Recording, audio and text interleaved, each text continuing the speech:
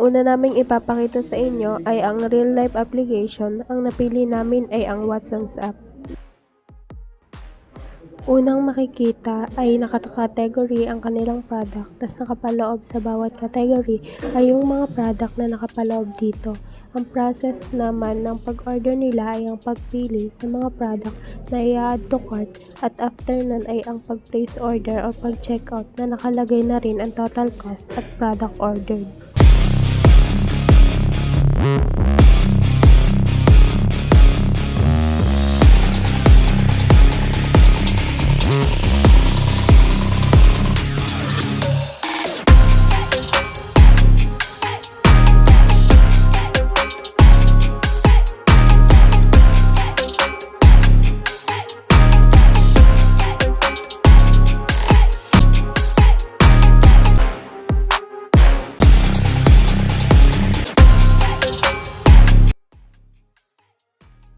Sinimula ng code sa pag-i-initialize ng array at nag-raise kami ng 3 array na nag-hold ng price, product at ng code para sa products.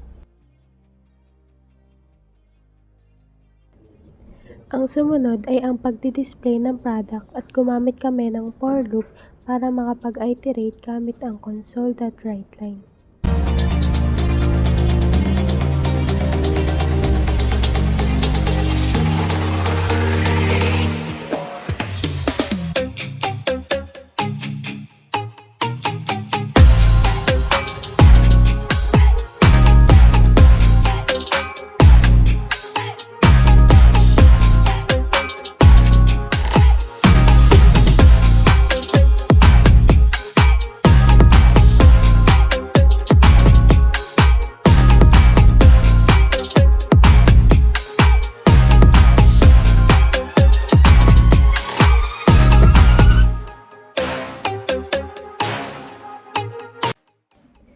Sunod ay yung ordering process. Ang ginamit namin dito ay ang do-while loop para makapag-enter ang user hanggat di pa sila nag-enter ng done.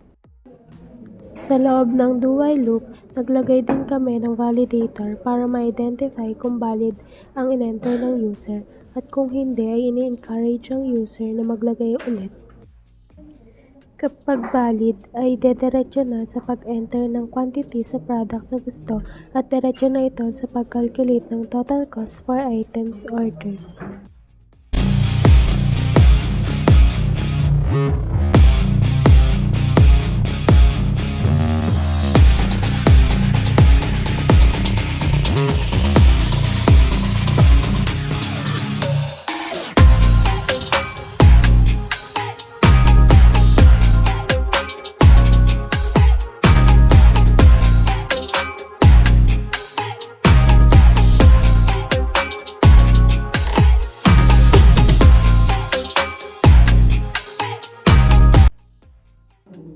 Naka-store ang each order sa aming ginawang tuple. After ng lahat ay ang final step na ang pagdi-display ng total orders at total cost.